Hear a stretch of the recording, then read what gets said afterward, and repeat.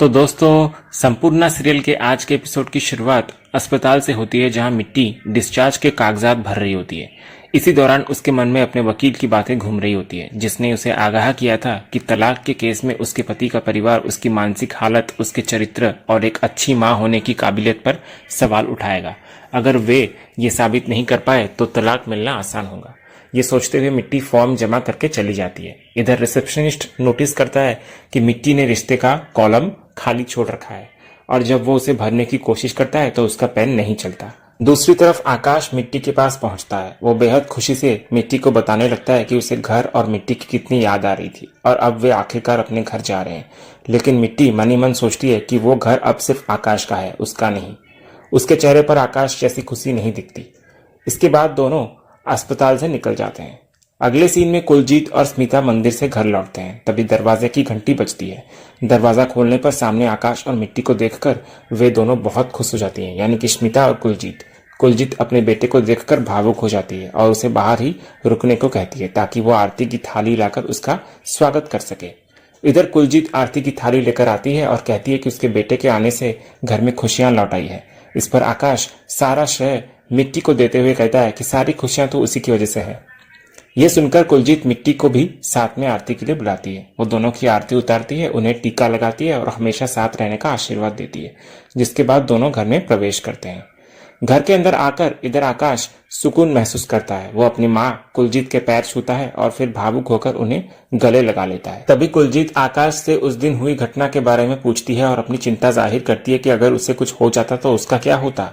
तो आकाश बात को टालते हुए कहता है कि उन्हें पुरानी बातें भूलकर आगे बढ़ना चाहिए, खासकर अब जब उनका परिवार बड़ा होने वाला है।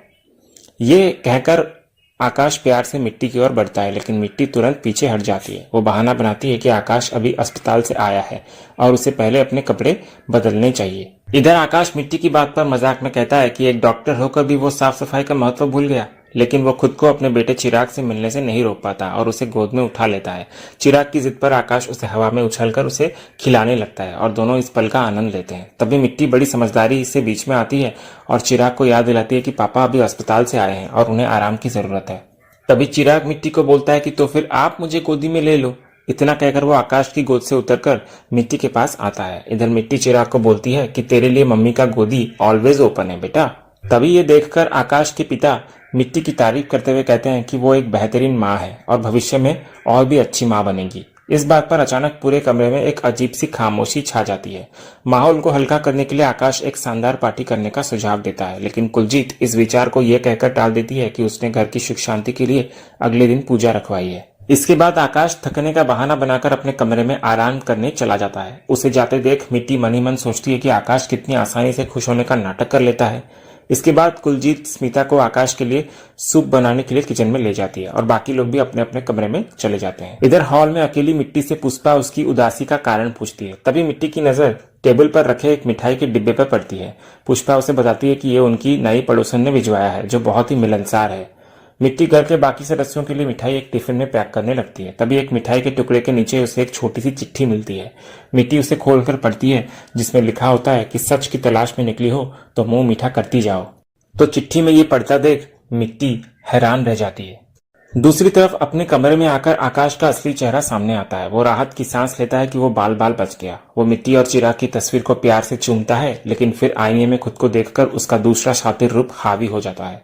वो खुद को डांटता है कि अगर वो पकड़ा जाता तो उसकी इज्जत, काम और जान सब चली जाती। वो खुद को समझाता है कि कुछ दिनों के लिए उसे अपनी रंगीनियों को काबू में रखकर एक आदर्श फैमिली मैन का नकाब पहने रखना होगा, ताकि उसकी छवि सुधर जाए। साथ ही वो इस सोच में भी डूब जाता है कि ग्लेडियोलस के फूलों और लैक्टोज एलर्जी वाला खेल उसके खिलाफ किसने खेला और कौन उसके जैसा शातिर खिलाड़ी है, यह उसे पता लगाना होगा। दूसरी तरफ मिट्टी पुष्पा से उस मिठाई के डिब्बे के बारे में दोबारा पूछती है, तो पुष्पा बताती है कि सामने वाले घर में आई एक नई लड़की ने यह भिजवाया था। ये सुनकर मिट्टी उस रहस्यमय चिट्ठी को देखती है और फिर शक की निगाह से सामने वाले घर की ओर देखने लगती है। बाद में हम देखते हैं कि चिराग को सोता देख मिट्टी उस रहस्यमय चिट्ठी के बारे में सोचती है अपने कमरे में। वो हैरान होती है कि उस अजनबी लड़की को उसके सच की तलाश के बारे में कैसे पता चला। तभी उतने में आकाश कमरे में आता है और मिट्टी को कहता है कि उन्हें अपने कमरे में चलकर एक नई शुरुआत करनी चाहिए और सारी गलतफहमियों को भूल जाना चाहिए। तो मिट्टी आकाश को तीखा जवाब देती है कि गलतफहमियों को भुलाया नहीं बल्कि जड़ से मिटाया जाता है। इधर आकाश अपनी जान लेने की कोशिश का भावनात्मक कार्ड खेलते हुए कहता है कि वो अकेला और कमजोर महसूस कर रहा था, इसलिए उसने ऐसा कदम उठाया। इसलिए वो इस गलती के लिए माफी मांगता है। लेकिन मिट्टी उसकी बातों में नहीं आती और उसे याद दिलाती है कि जान लेने की कोशिश एक गलती नहीं बल्कि कानून की नजर में अपराध और धर्म की नजर में पाप है। इधर आकाश फिर से उसे मनाने की कोशिश करता है और पुरानी बातों की याद दिलाकर रिश्ते को एक और मौका देने की बात करता है। तो मिट्टी उससे बात करने के लिए तैयार तो हो जाती है, लेकिन अभी नहीं कहकर उसे टाल देती है, जिससे आकाश हैरान रह जाता है और पूछता है कि क्या उसने अब तक उसे माफ नहीं किया है। तो इस पर मिट्टी कहती है कि मैं पहले ये समझना चाहती हूँ आकाश कि आपने जो किया है वो गलती थी या अपराध, क्योंकि गलती की माफी हो सकती है लेकिन अपराध की सजा होती है। तो इस सीधे सवाल से बचने के लिए आकाश एक बार फिर चालाकी से माहौल को हल्का करने की कोशिश करता है। वो मिट्टी से कहता है कि ठीक है, अगर उसने मिट्टी का भरोसा तोड़ा है तो मिट्टी ही जज और वकील बनकर उसके कमरे में मुकदमा चलाए।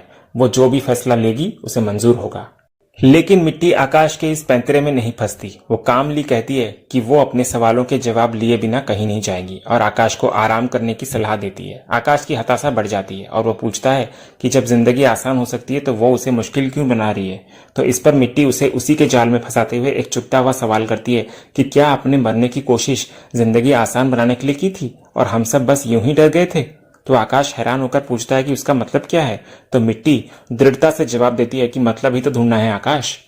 और इसी सीन के साथ ही आज का ये एपिसोड यहीं खत्म होता है। तो दोस्तों, आज का ये वीडियो आपको कैसा लगा कमेंट के माध्यम से हमें जरूर कहिएगा और कमेंट में हाइप करना भी मत भूलिएगा और वीडियो को लास्ट तक देखिएगा, लाइक भी कीजिएगा, शेयर भी कीजिएगा और सब्सक्राइब करना तो बिल्कुल भी मत भूलिएगा, ताकि ऐसे ही रोज लेटेस्ट एपिसोड के अपडेट्स आप टेलीविजन से पहले पा सकें। तो मिलते हैं हम एक नए एपिसोड के रिव्यू में, तब तक के लिए स्वस्थ रहें, मस्त रहें।